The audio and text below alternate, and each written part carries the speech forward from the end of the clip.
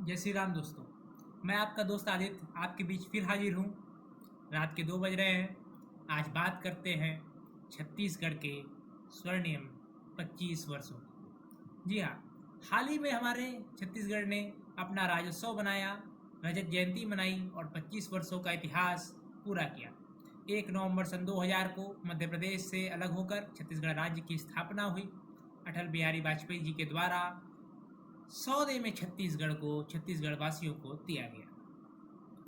क्या सच में छत्तीसगढ़ ने 25 वर्षों में वो सब कुछ पा लिया जितनी उसकी पाने की काबिलियत थी, या कई कुरीतियाँ के कारण, कई विभाजनकारी शक्तियों के कारण छत्तीसगढ़ आज भी पिछड़ा राज्य रह गया। पेपर में छत्तीसगढ़ की बुनियादें तो बहुत मजबूत दिखती हैं, छत्तीसगढ़ एक विकसित छत्तीसगढ़ दिखता है, परंतु इस बात में कितनी सच्चाई है, आज इस बात को जानना जरूरी है। 1 नवंबर सन 2000 छत्तीसगढ़ राज्य अधिनियम संसद में पारित होता है। उससे पहले की कहानी है कि जब 1999 के लोकसभा चुनाव में अटल बिहारी वाजपेयी जी छत्तीसगढ़ आते हैं और छत्तीसगढ़ की भुइयां से ये ऐलान करते हैं कि यदि मुझे जिताकर, भारतीय जनता पार्टी को जिताकर 11 में से 9 सांसद आप मुझे देते हैं तो मैं आपको छत्तीसगढ़ राज्य दूंगा।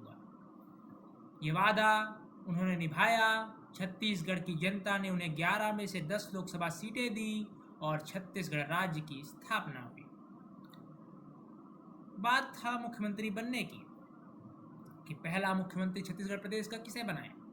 विद्याचरण शुक्ल के साथ उनके समर्थक गेस्ट हाउस में मौजूद थे। अजीत प्रमोद कुमार जोगी, एक ऐसा नाम जो ना कि केवल छत्तीसगढ़ के इतिहास से जुड़ा एक ऐतिहासिक नाम है, बल्कि जिसका योगदान छत्तीसगढ़ को बनाने से लेकर छत्तीसगढ़ को संवारने तक और छत्तीसगढ़ की राजनीति पे पूरा असर डालता है। श्री अजीत कुमार जोगी के बिना छत्तीसगढ़ याद नहीं किया जा सकता। दिग्विजय सिंह, पूर्व मुख्यमंत्री मध्य प्रदेश, तत्कालीन मुख्यमंत्री मध्य प्रदेश, उनको ये जवाबदारी दी जाती है कांग्रेस हाईकमान से कि आप छत्तीसगढ़ जाइए और पर्यवेक्षकों को मनाइए कि छत्तीसगढ़ के मुख्यमंत्री एक आदिवासी व्यक्ति श्री अजीत प्रमोद कुमार जोगी हो। दूसरी तरफ विद्याचरण शुक्ल के समर्थक एक गेस्ट हाउस में मौजूद होते हैं और बताया ये जाता है कि जब दिग्विजय सिंह वहां पहुंचे तो उनका कुर्ता भी फाड़ दिया गया। ये ऑन रिकॉर्ड। उसके बाद भी अजीत जोगी से रंजिशों के बाद भी कांग्रेस हाईकमान की आदेश को पालन करते हुए श्री अजीत प्रमोद कुमार जोगी के समर्थन में दिग्विजय सिंह ने विधायकों को राजी किया। श्री अजीत प्रमोद कुमार जोगी चंद विधायकों के अत्यधिक समर्थन के साथ छत्तीसगढ़ प्रदेश के मुख्यमंत्री बनते हैं और उनमें 90 विधानसभा सीटों में बहुमत होता है कांग्रेस का। उसके बाद 1 नवंबर सन 2000 को अजीत जोगी तत्कालीन राजकुमार कॉलेज के कैंपस में टेंट में अपनी शपथ लेते हैं, क्योंकि उस समय छत्तीसगढ़ के पास ना अपना कोई मंत्रालय था, ना कोई भवन, ना कोई विधानसभा। एक पुराने बंगले को वो छत्तीसगढ़ राजभवन में कन्वर्ट करते हैं, जो कि जल संसाधन विभाग के अधिकारी का बंगला था। उसको मुख्यमंत्री निवास में भी एक कन्वर्ट किया जाता है, एक बंगले को, और फिर पुराने एक सदन को छत्तीसगढ़ विधानसभा में कन्वर्ट किया जाता है। उसके बाद राजनीतिक उलटफेरों के कारण अजीत प्रमोद कुमार जोगी को समझ में आ गया था कि उनकी सरकार बहुमत से नहीं चल सकती, क्योंकि बागी विधायकों की कमी नहीं। राजनीतिक उलटफेर होता है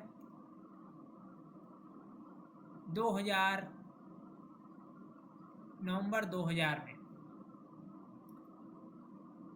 अजीत जोगी भाजपा के विधायकों को तोड़ते हैं। एंटी डिफेक्शन लॉ से बचने के लिए उन्होंने split in the party criteria को फॉलो कराकर पार्टी को तोड़ा कि ये पार्टी में अंदरूनी स्प्लिट है, ना कि ये बगावत है। छत्तीसगढ़ विकास पार्टी के नाम से एक नई पार्टी बनती है, जो केवल चंद महज घंटों में कांग्रेस में स्प्लिट हो जाती है और कांग्रेस का बहुमत बढ़ जाता है। और उस बागी विधायकों को भी मंत्री का दर्जा दिया जाता है, जिसमें प्रमुख रूप से डॉक्टर सक्रजीत नायक रायगढ़ के शामिल थे और उनके समेत 7 विधायक और पूर्व में वर्चस्व रखने वाले नेताओं को भी कैबिनेट एक्सपेंशन में अहम मंत्रालय दिए जाता है। जैसे डॉक्टर रविंद्र चौबे को कृषि मंत्रालय और पार्लियामेंट्री अफेयर्स मंत्रालय से नवाजा जाता है। 2003 छत्तीसगढ़ प्रदेश का सेपरेट पहला विधानसभा चुनाव के दौरान एक सीडी वायरल होती है। वो सीडी जिसमें आवाज़ थी दिलीप सिंह जूदेव की। दिलीप सिंह जूदेव एक कमरे में अजीत जोगी के साथ कहते हैं कि पैसा खुदा तो नहीं, लेकिन खुदा से कम भी नहीं। एक रोमांचक दृश्य जिसमें एक आदिवासी बैकग्राउंड से, एक निचले बैकग्राउंड से आया हुआ व्यक्ति, एक गरीब घर का व्यक्ति राजा महाराजाओं को खरीदने की बात करता है। वो है अजीत प्रमोद कुमार जोगी। 2003 के नतीजे एकदम खास रहे। खास इसलिए क्योंकि पार्टी से बगावत करके विद्याचरण शुक्ल ने एनसीपी का हाथ थामा और भाजपा और कांग्रेस की सीटों में अंतर केवल 7 का रहा हो, और परंतु वोट परसेंटेज में अंतर केवल 3% का था और 8% वोट अकेले कांग्रेस के काटने वाले थे विद्याचरण शुक्ल। उन्होंने अपनी कोई सीट हासिल नहीं की, परंतु कांग्रेस को अपने घुटनों पर ला दिया। ये थे विद्याचरण शुक्ल। एक बार फिर अजीत जोगी हार नहीं मानते हैं और भाजपा के विधायकों को खरीदने की चाल सामने आती है फिर से। पर यह सीडी रिलीज हुई और काम बिगड़ गया। अब सवाल ये था कि भाजपा से मुख्यमंत्री बनेगा कौन। दिलीप सिंह जूदेव के नाम पे ये एलिगेशन लगना उनको मुख्यमंत्री की रेस से बाहर करता है। लोगों को लगता है कि कई बार के 1990 के सांसद और 1977 से रायपुर नगर निगम के पार्षद और विभिन्न पार्टी के विभिन्न दायित्वों का निर्वहन करने वाले रमेश बैस को इससे नवाजा जाएगा। कई लोग ये कयास भी लगाते हैं कि क्या कोई पिछड़ा नेतृत्व, क्या ननकीराम कंवर आदिवासी समाज के कोई मुख्यमंत्री बन सकता है। क्या कुछ चाल चलेंगे। अटल बिहारी वाजपेयी का फरमान आता है कि केंद्र में वर्तमान में मुख्यमंत्री के तौर पर कार्यरत डॉक्टर रमन सिंह को, सनिचरी डॉक्टर को मुख्यमंत्री बनाया जाए। मुख्यमंत्री उनके द्वारा इस्तीफा दिया जाता है, डॉक्टर रमन सिंह जी के द्वारा, और वो रायपुर आते हैं और मुख्यमंत्री का पद संभालने के लिए दायित्व को निर्वहन करते हैं। 2003 को उनकी शपथ होती है और वो छत्तीसगढ़ के दूसरे मुख्यमंत्री के रूप में सरकार बनाते हैं और सरकार के मुखिया बन जाते हैं। इतिहास ने पिछले 3 सालों में जोगी की रणनीति को देखा था, परंतु डॉक्टर रमन सिंह जी की नीति, जो एक सरल व्यक्तित्व के लिए पहचान है, उसने छत्तीसगढ़ के इतिहास को और छत्तीसगढ़ के भविष्य को बदल कर रख दिया। 2003 में जो व्यक्ति मुख्यमंत्री बना, वो 1 2 3 नहीं, पूरे के पूरे 15 साल तक मुख्यमंत्री की कुर्सी पर काबिज रहा और छत्तीसगढ़ के विकास की गाथा लिखने पे उसका महत्वपूर्ण योगदान अपने स्वर्णिम अक्षरों से रहा। बीच में कई दौर आए। 25 मई 2013 झीरम घाटी का हमला हुआ। सबने कहा कि केंद्र सरकार इस सरकार को बर्खास्त कर देगी। सवाल 2000 से 2025 तक आ गए, परंतु छत्तीसगढ़ प्रदेश में नक्सलवाद की समस्या इतनी हावी रही कि कोई भी मुख्यमंत्री उसका समाधान नहीं ढूंढ पाया। बात करें 2025 की, तो केंद्र सरकार ने 31 मार्च 2026 का ये गाइडलाइन दिया है कि छत्तीसगढ़ प्रदेश से नक्सलवाद को ख़त्म कर देंगे। सरकार अपने वादे पर कितनी काबिज है या कितना धरातल पर उतार पाई है, ये तो बस्तर के लोग आपको भली भांति बता देंगे। जहाँ कई बार एलिगेशंस ऐसे लगे कि आम आदिवासियों को मुआवजा ना मिलने के बाद भी उनको मारा जा रहा है और उनको नक्सली बताकर नक्सली को ढेर करने की बात कर रहे हैं। सत्ता पर काबिज लोग ये भूल गए हैं कि नक्सलवाद कोई व्यक्तित्व नहीं, एक विचारधारा है जिसे आप बंदूक के आधार पर नहीं, सामाजिकता के आधार पर और मानसिकता के आधार पर ही खत्म कर सकते हैं। छत्तीसगढ़ केवल छत्तीसगढ़ राज्य जिसकी संकल्पना छत्तीसगढ़ आंदोलन में हुई थी, वो छत्तीसगढ़ राज्य केवल छत्तीसगढ़ राज्य नहीं है। छत्तीसगढ़ के साथ 2 बहुत बहुमूल्य पार्ट नॉर्दर्न छत्तीसगढ़ और साउदर्न छत्तीसगढ़, सरगुजा और बस्तर भी मिले, जो कि अपने आप में एक अलग रियासत थे। परंतु सरगुजा और बस्तर का विकास किस तरीके से अछूता रह गया छत्तीसगढ़ राज्य में, ये बच्चा बच्चा जानता है। वो सरगुजा का वो क्षेत्र, अंबिकापुर का वो क्षेत्र जो 6 राज्यों से अपना बॉर्डर शेयर करता हो, जिससे 70 किलोमीटर के रेंज में उत्तर प्रदेश का बॉर्डर हो, जिसके 80 किलोमीटर के रेंज में झारखंड का बॉर्डर हो, जिसके 150 किलोमीटर के रेंज में उड़ीसा रायगढ़ का बॉर्डर हो, जिसके 30 से 40 किलोमीटर के रेंज में कोरिया के बाद मध्य प्रदेश का बॉर्डर हो, वो एक टर्मिनल बन के रह गया और वहाँ तक रेल सुविधा पहुँचते पहुँचते सालों लग गए। अगर सरगुजा के व्यक्ति को अगर यूपी और बिहार जाना होता है तो पूरे मध्य प्रदेश घूमकर 500 किलोमीटर मध्य प्रदेश घूमना पड़ता है, उसके बाद वो कदम रखता है उत्तर प्रदेश में, जबकि उसका बॉर्डर 60 किलोमीटर तक है। पिछले सरकारें कितनी भी आई, ना सरगुजा का विकास हुआ ना बस्तर का विकास हुआ।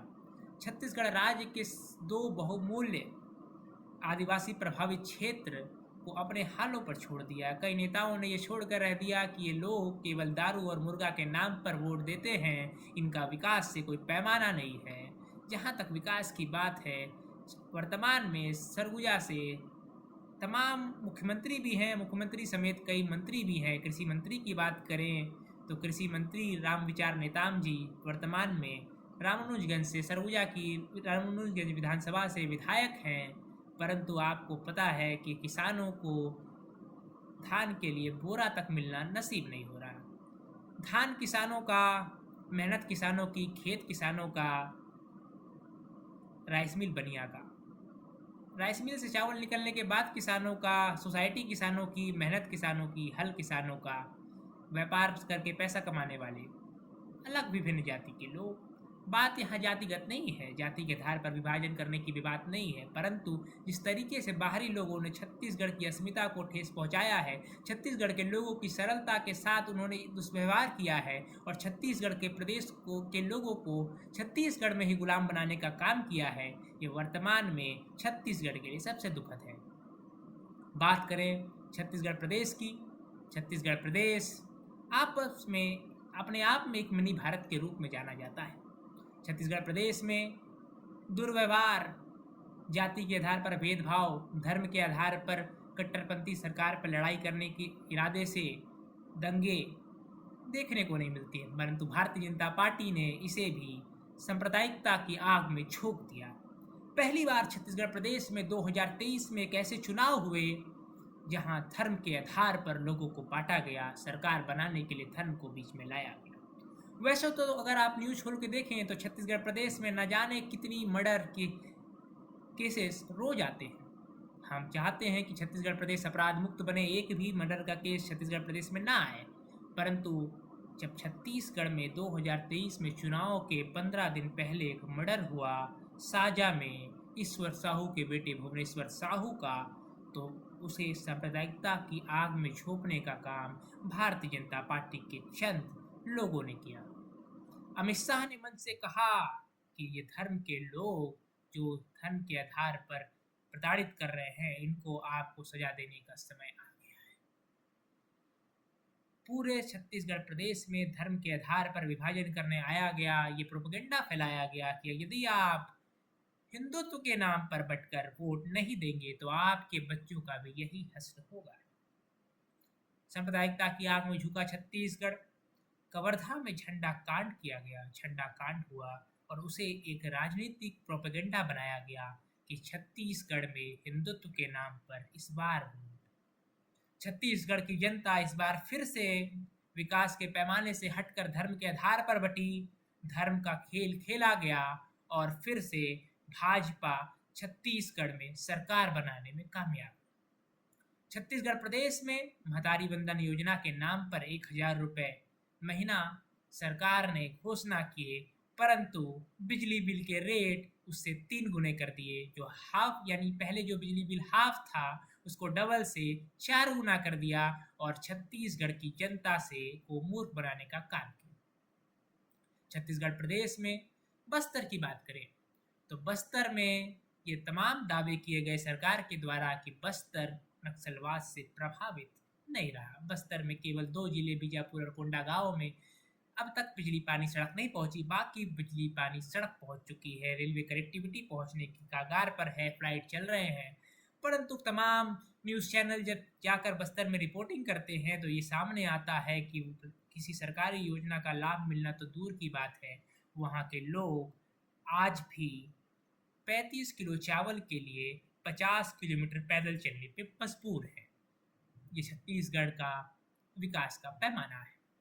छत्तीसगढ़ की अगर बात करें तो हमारा बजट 1,65,000 करोड़ का है, जो कि अपने आप में जिसकी पर कैपिटा इनकम छत्तीसगढ़ प्रदेश में तमाम कई अन्य राज्यों से अत्यधिक है। परंतु यह अत्यधिक होना स्वाभाविक की बात है, क्योंकि छत्तीसगढ़ राज्य के पास जो रिच हेरिटेज है, जो मिनरल्स है, वो किसी और राज्य के पास नहीं।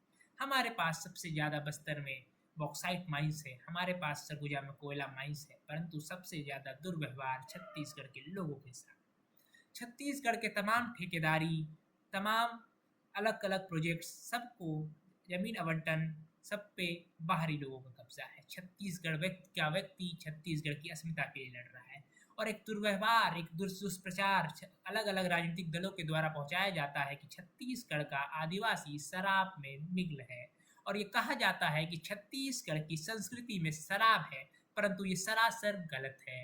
छत्तीसगढ़ को प्रोपेगेंडा के तहत छत्तीसगढ़वाद को बढ़ावा न देने के बजाय छत्तीसगढ़ को दबाने का कार्य अगर किसी सरकार में हुआ तो छत्तीसगढ़ में पिछले 25 वर्षों में, चाहे वो किसी भी भारतीय जनता पार्टी की सरकार हो या कांग्रेस की सरकार हो, आदिवासियों के नाम पर, आदिवासियों की संस्कृति के लिए छत्तीसगढ़ प्रदेश में कुछ भी नहीं किया गया। अब बात करते हैं चंद विकास के पैमाने वाले क्षेत्र में।